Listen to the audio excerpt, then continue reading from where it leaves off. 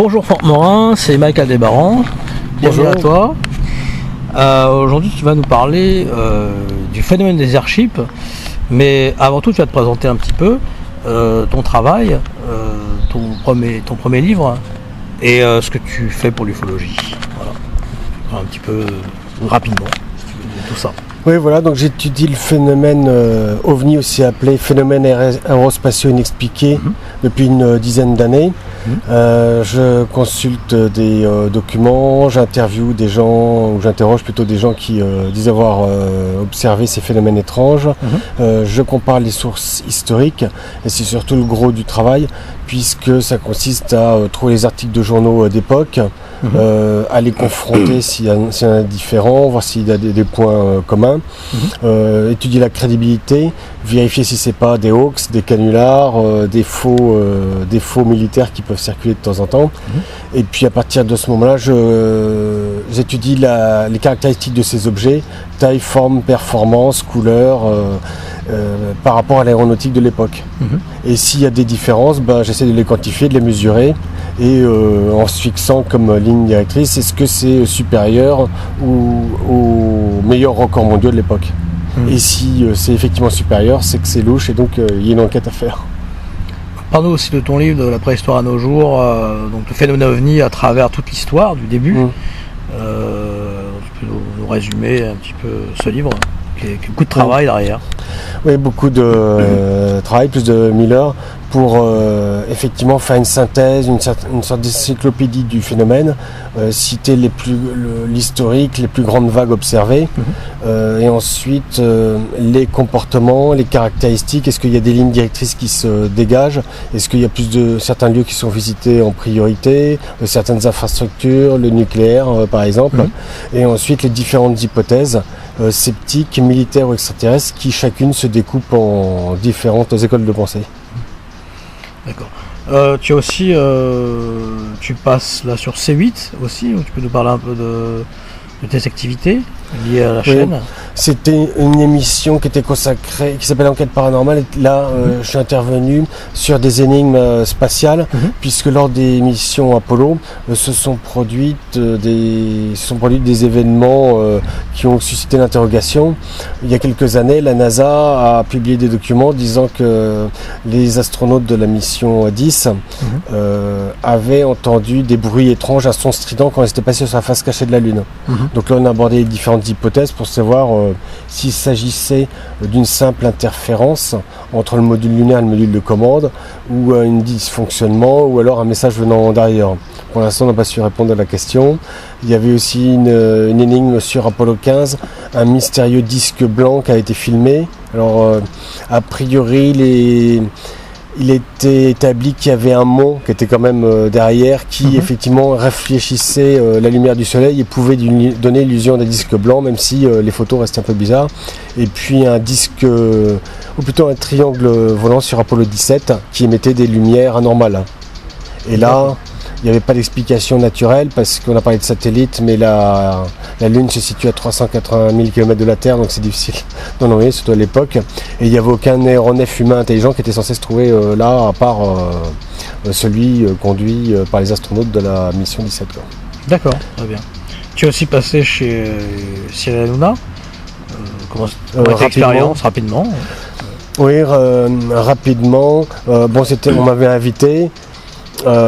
J'ai accepté par curiosité pour voir comment ça se passait, l'intérieur des coulisses. C'est des émissions qui tournent un peu le sujet en dérision, pas forcément l'idéal pour en parler et surtout en débattre longuement, mais c'était intéressant de voir comment les médias traitent le sujet, en tout cas les médias de divertissement. C'est ça. Donc tu vas nous parler des phénomènes airship, donc 1897, qui commence à San Francisco, qui se dirige vers l'Iowa, dans toute cette région du Midwest aussi. Donc il a commencé en 1896 même. Oui, en novembre 1896. Voilà. De mémoire le 18 novembre, où à Sacramento, près de San Francisco, plusieurs témoins dans la ville parlent d'un arc de lumière, ou sinon il y en a d'autres qui parlent carrément d'objets propulsés par moteur qui progressent contre le vent et très lumineux pendant à peu près 30 minutes. Et déjà on a des caractéristiques qui sont intrigantes, parce qu'à l'époque il y avait bien des ballons aux États-Unis, mais ils ne peuvent pas progresser contre le vent, ils subissent l'action des vents. Et les dirigeables étaient vraiment très rares et puis peu performants. C'était surtout en Europe qu'ils se développaient. L'aviation était inexistante aux États-Unis. Et ce qui est, bon voilà pour le premier, qui est documenté par plusieurs articles de journaux, et ça va continuer autour de San Francisco. Au Oakland, à Red Bluff, on va avoir des groupes de témoins qui vont nous parler d'arcs de lumière, d'objets oblongs qui semblent projeter la lumière comme un projecteur classique. Détail encore intriguant puisque les ballons de l'époque n'étaient pas équipés de feux de position et encore moins de projecteurs. C'est à partir de 1910 que ça s'est produit. Surtout que là, c'était des projecteurs qui éclairaient presque toutes les villes, quoi. Les villes entières. Très puissant. C'était très puissant. Donc et après de cette fin d'année, ça a repris à peu près vers le printemps. Là, c'est plutôt dans le Middle West américain, sur une quinzaine d'États, du nord au sud, jusqu'au Grand Lac. Voilà. Où on a cette fois-ci encore des témoignages de groupe. Si on les cumule tous, 1896-1897, 1000 documents d'époque, avec certains notables, le maire de San Francisco, des policiers, des scientifiques, des ingénieurs, qui vont nous parler d'objets qui volent entre 50 et 150 km/h. Encore une anomalie puisque le record de l'époque était de 20 km/h. Pour un dirigeable, et encore c'était la France, le dirigeable La France, qui a volé en 1884, notre pays. Et puis on s'étonne aussi de leur étendue géographique. Pourquoi 15 États alors qu'à l'époque le record d'autonomie c'était moins de 30 km. Et c'était le premier dirigeable construit au monde, celui d'Henri Giffard, dans les années 1850. Donc toutes ces performances impossibles pour l'époque se cumulent. Accélération foudroyante aussi. Accélération foudroyante. Des vols plutôt sinusoïdaux, comme ça. Parfois avec des zigzags et des variations de couleurs aussi. Et on ne sait pas à l'époque ce qui pourrait produire tout ça. Et même de nos jours, on a du mal à reproduire ces phénomènes. Il y a aussi un système de fonctionnement des hélices qui ne pouvait pas marcher. À l'époque. Par exemple, on voit bien que ça ne pouvait pas voler en tel quel. Quoi. Encore un détail inexplicable, c'est que certains ces dirigeables avaient des appendices ou des sortes de gouvernails, des ailes. Et les spécialistes de l'aéronautique disent que porter des ailes sur un dirigeable, ça peut l'empêcher de voler. Et encore plus surprenant, des fenêtres sur ces dirigeables et des ailes battantes. Et là, on se rend en pleine science-fiction, c'est pas possible d'obtenir ça. C'est ça, en fait, on revient vers l'hypothèse de Jacques Vallée qui parle du phénomène qui est en mimétisme avec les civilisations humaines et l'archétype, en fait, de la personne en fonction des fois du témoin ou de la profession du témoin, ce que développe aussi Zurcher et Sider. Et donc ça c'est très intéressant comme cas qui n'a pas été trop mis en avant, à part Vallée qui en a parlé aussi. Et toi tu es un des seuls finalement actuellement qui en parle, donc c'est un travail intéressant. Oui, parce qu'il y a des anomalies comportementales aussi bien aériennes ou dans la quinzaine de présumées rencontres de troisième type qui s'est produit. Curieusement, il y avait des aérostiers on voyait des gens qui semblaient tout à fait humains. Oui, et des fermiers américains, des farmers. Et qui posaient leur dirigeable, qui allaient au contact de fermiers, qui leur demandaient de l'eau, des outils. C'est ça. Il y en a qui prétendaient s'appeler Monsieur Wilson. Des objets en panne. Oui, tout ça, c'est.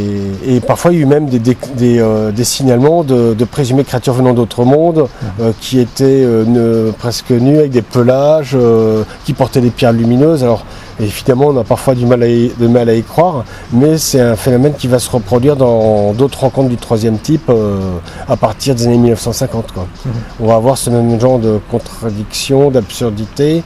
Alors, est-ce qu'il s'agit d'un jeu de créatures, d'intelligence exogène qui voudraient nous faire passer un message à une époque qui était charnière pour l'économie et l'industrie, puisque c'était la deuxième révolution industrielle, basée surtout sur le pétrole et l'électricité, qui va un peu changer, qui va changer l'économie, mettre de nouveaux axes et accessoirement créer des technosignatures aussi.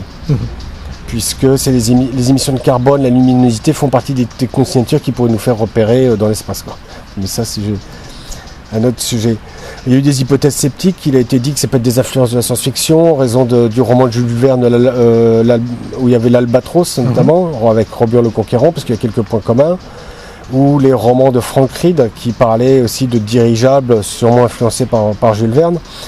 Mais on ne voit pas comment des gens pourraient perdre la tête ou avoir des hallucinations en lisant des ouvrages de science-fiction. Il y avait bien des projets délirants, fantastiques de dirigeables dans la presse, mais on savait bien qu'ils étaient réalistes. On ne voit pas pourquoi les gens verraient soudainement des dirigeables à cause de ça.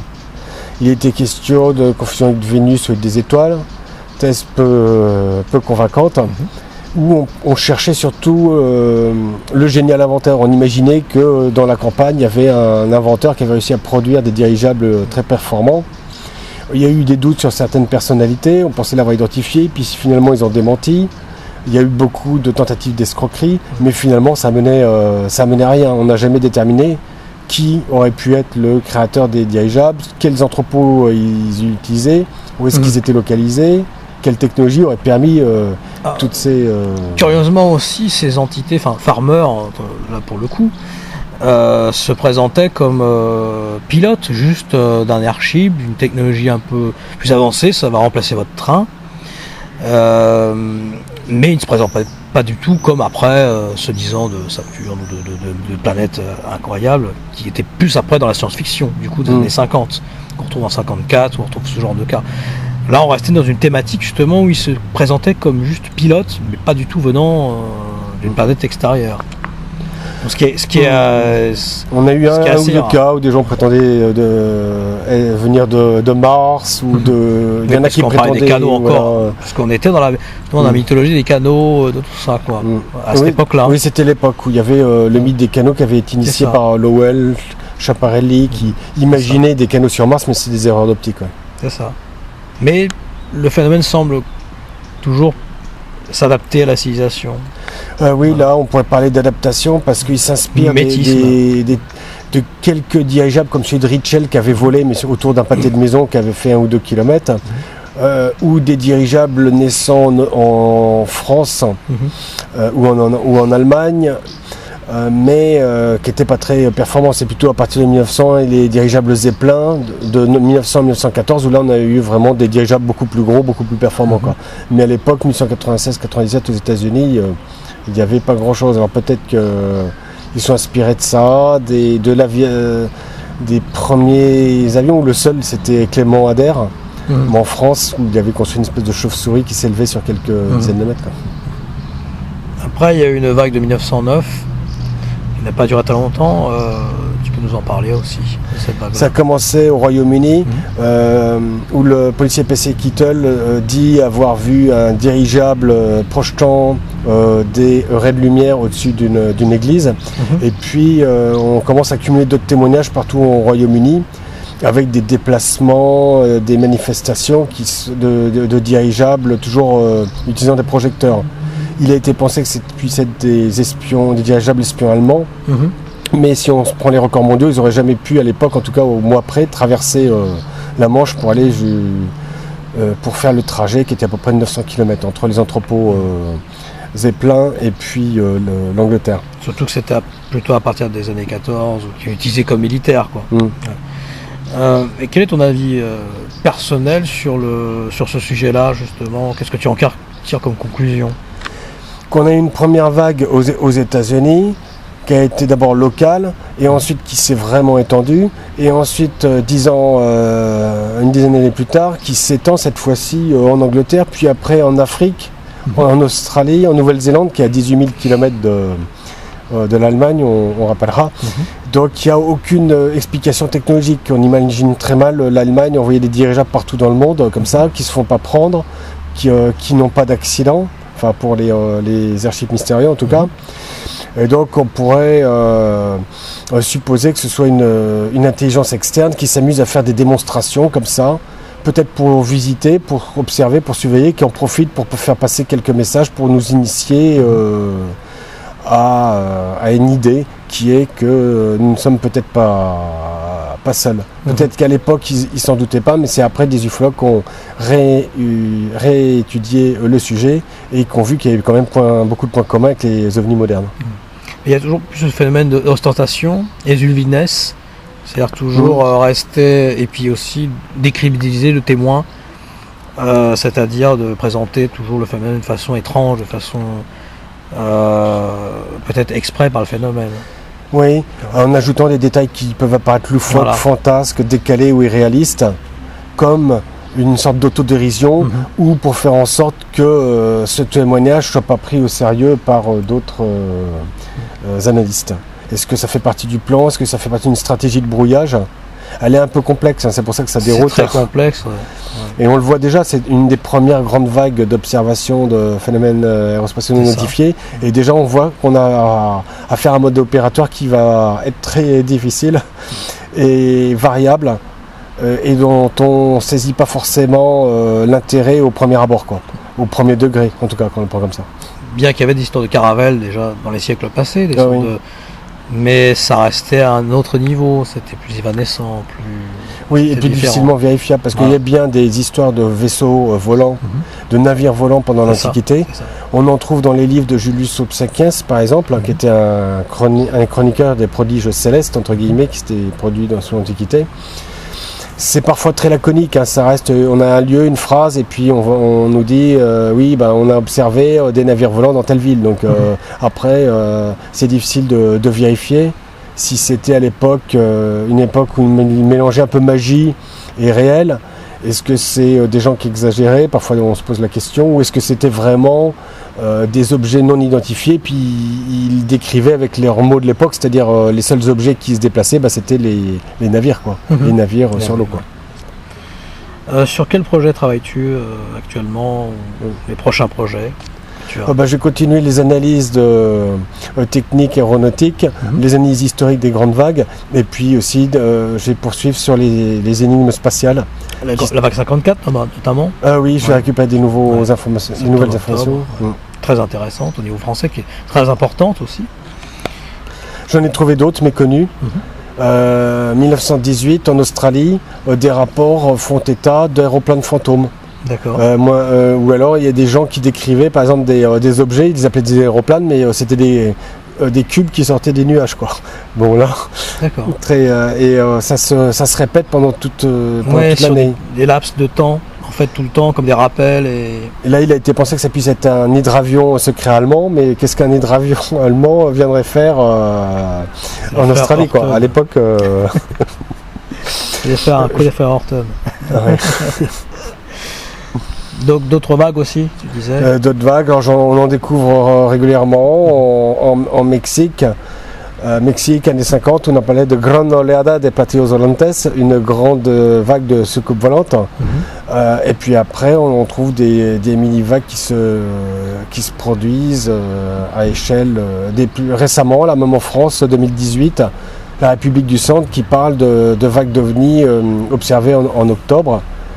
Là, visiblement, il y avait tout un mélange de faits naturels et autres, puisqu'on a eu des bolides a priori, des bolides naturels, on a eu peut-être des lâchers de lanternes thaïlandaises dans la région, mais en même temps, des objets qui se déplacent, qui ont été filmés, avec un écart qui est régulier, même quand l'objet avance, et ça c'est très curieux, quoi. Seuls des drones synchronisés ou propulsés par intelligence artificielle, on sait le faire désormais à titre expérimental, pourrait faire ça. Tu as participé aussi au premier symposium ufologique de la vallée de l'Aude. Tu étais à Rennes-les-Bains et Alette-les-Bains. Tu peux nous parler du symposium, ce qu'il t'a apporté au niveau de plein de choses? Pour eux, c'était une première. Je pense qu'elle a réussi, puisque les sujets étaient très variés. On a parlé de phénomènes ufologiques, on a parlé de disparitions mystérieuses. Le sujet critique et sceptique était aussi abordé. On a fait une revue des photos mystérieuses de la région et quelques faits. Donc c'était bien complet, bien organisé, il y avait du monde. Donc bravo pour l'organisation. D'accord. Eh bien très bien, merci. Si tu as un dernier message à faire passer. Si vous étudiez les dossiers ufologiques, je recommande de bien faire attention aux sources, de les certifier, de les vérifier, parce que seule une minorité, en fin de compte, de ces phénomènes pose réellement question. ça varie en général de 3 5 jusqu'à 21%. Et ça nécessite d'avoir l'esprit froid, assez critique aussi, par rapport à certains canulars ou des tests fantaisistes qui pourraient circuler. Mais même en éliminant un peu tout ça, on s'aperçoit qu'il y a un résidu qui est quand même bien documenté, surtout les grandes vagues par période, et il y en a eu sur tous les continents. Est-ce que tu te rappelles du premier livre que tu as lu sur l'ufologie qui t'a marqué, ou le premier? Parmi les premiers, il y avait le Collège Invisible qui m'avait marqué, avec Michel, qui souligne, qui développe la thèse de la périodicité un peu de ces événements, ce qu'il appelle un système de renforcement et de contrôle. C'est ça, le système de contrôle. Ouais. Et c'est vrai que plus on étudie les vagues au fur et à mesure du temps, plus on se demande s'il n'y a pas une logique quand même, malgré leurs variations dans le temps. Aimé Michel aussi, c'est un auteur qui t'a... Aimé Michel, il était pionnier, beaucoup travaillé sur la vague de 54, il avait développé la ligne Bavik et tout ça. Et beaucoup, il avait secoué des lièvres là-dessus. Il avait rappelé quand même justement le côté fantasque, quand il appelait que certaines manifestations ressemblaient à des zinzins, comme il appelait. Et il n'avait pas tort, parce que vu les côtés un peu décalés, on peut les qualifier comme tels de temps en temps. Il a été médiatisé, et c'est grâce à lui qu'on connaît certains aspects de la vague de 54 et puis ceux qu'on suivi après. Eh bien, merci beaucoup Franck Morin. Eh bien, à très bientôt, et longue vie à tes projets. Merci, voilà. trop plaisir. Merci.